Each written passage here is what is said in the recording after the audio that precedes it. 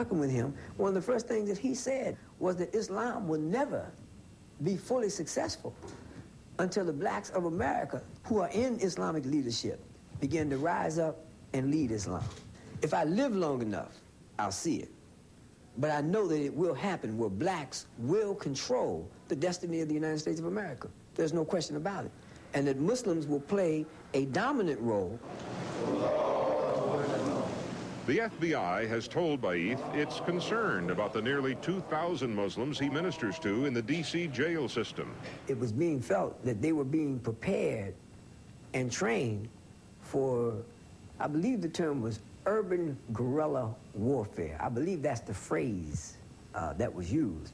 Despite the revolutionary rhetoric of many of those interviewed, they are conservative on key social issues, on abortion. Abortion is completely forbidden. On the economy. We are trying to build an economic base. On capital punishment. In cases where it's justified, we should employ it. On welfare. But myself, I don't like it, and I don't deal with it. On their religion. There is absolutely no distinction between my political thought and my Islamic thought. We have no separation of church and state. Within the confines of our religious doctrines, we're taught that oppression must be eradicated. Therein lies a driving force for the Islamic revolution worldwide. Yet the moralistic theme has resulted in some curious politics in America. During last year's campaign for governor by Republican William Lucas, most black organizations refused to back his conservative agenda. A notable exception, the Detroit Area Muslim Association. They backed him. The principles and the ideals that Bill Lucas was advocating in his candidacy was more closely aligned with the teachings of the Quran, or teachings of God. In a few moments, trouble with Islamic splinter groups in the Michigan prison system. Islam in America takes many forms. Some denominations hold few similarities to mainstream groups, yet still consider themselves in the Islamic family. Most of today's black Muslim leaders weren't even born when this sect of Islam was begun. The Moorish Science Temple of America was founded back in the 20s. Its current leader hadn't been born then either. He's an ex-Detroit cop. Robert Lovell is the National Grand Sheikh of the Moorish Science Temple of America. He presided over the religion's 1986 gathering in Chicago. Lovell spent 25 years on the Detroit police force before retiring and becoming the Moors' top leader. The religion was founded for blacks by Noble Drew Ali, a so-called prophet. The Moorish American holy book is called the Quran, but it's not the same one used by mainstream Muslims. Father of love, truth, peace, freedom, and justice. The Moors' credo, love, truth, peace, freedom, and justice. We for right, we for peace. And if a person want to go right, come on along with us. If you want to go wrong, go follow the devil and then burn with that rascal when the time comes. The Moorish Science Temple generally has a good reputation, but not among Michigan prison officials.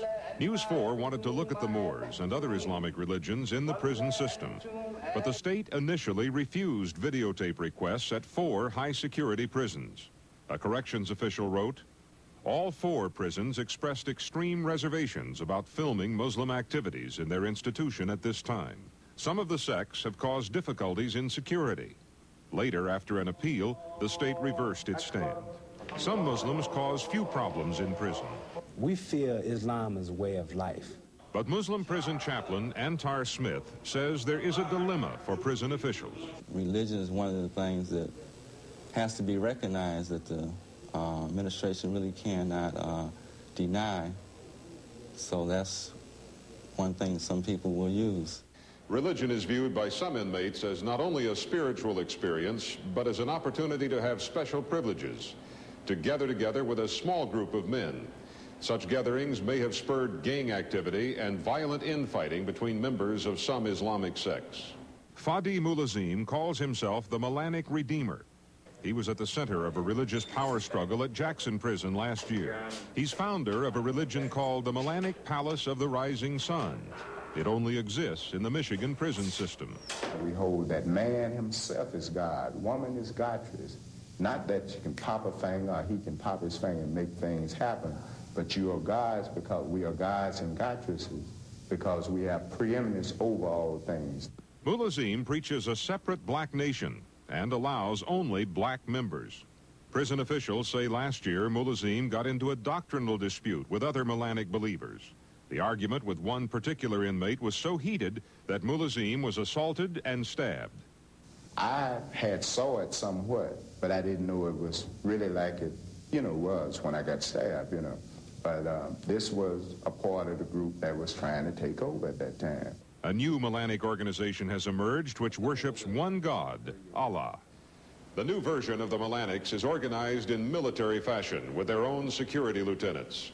They insist that prayer services be private, a stand prison officials say is intolerable.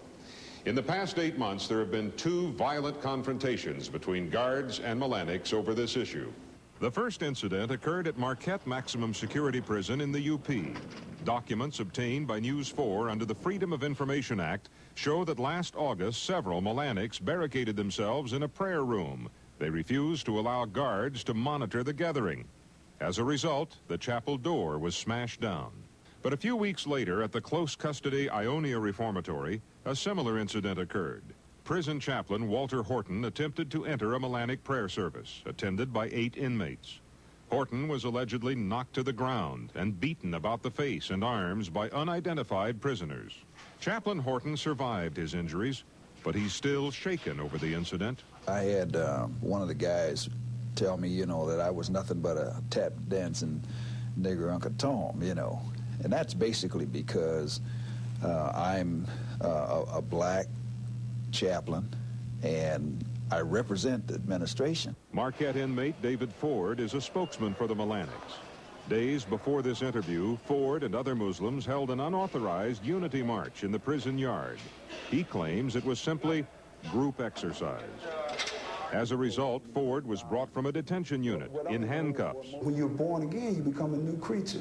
Give us the chance to exhibit this new creature and stop running down upon us and, and snuffing our efforts. But Marquette prison official George Pinnell believes some Islamic prison sects are merely fronts for other activity.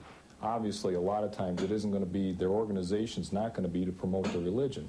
Their organization is going to be to ensure that they get a piece of whatever action they're interested in, whether it's going to be dope, money lending, gambling. It's not just officials who are suspicious of motives, so are mainstream Muslim inmates. In the last 4 or 5 years, I would have to say, a little bit of profit is the majority of the people's reason for coming. Profit schemes and violence are why Marquette prison officials distrust some members of the Moorish Science Temple of America. Freedom of Information documents obtained by News 4 indicate resident leaders were preaching hatred and implying trouble was coming. 2 Moorish Science Temple members were cited as leaders of an attempt to incite a riot. And in one documented case, 3 Moorish Science Temple members were severely beating another inmate in the Marquette prison yard. A warning shot was fired before the beating was stopped. The most violent recent incident involves a Moor named Kerry J. Hardin Bay. He was convicted with another man in connection with 2 brutal murders near a Jackson prison work farm where Hardin Bay was stationed. Hardin Bay is appealing the conviction. He claims his religious principles remain strong. I say I am innocent. I will continue to say I'm innocent because I am innocent. The courts found me guilty in that perspective, but it is not over. And Allah is leading and victory is sure. Inmates who lead Moorish Science Temple chapters insist criminal activity is an individual problem that should not reflect on the religion. After all, joining a religion is easy. Changing behavior is a long process. The Moorish leader at Huron Valley Prison says officials need to be less suspicious. Trust us enough to understand that we are really about peace and not destruction. Give us a chance to prove it. I prove it every day by my actions. The Moorish leader at Jackson agrees. Obviously, they view us as maybe a radical or destructive group in such a way. However, I think as of late, that opinion of us has been altered due to the good works of the Moors here in Jackson. But the internal investigations chief at Marquette Prison doesn't trust the Moors or the Melanics.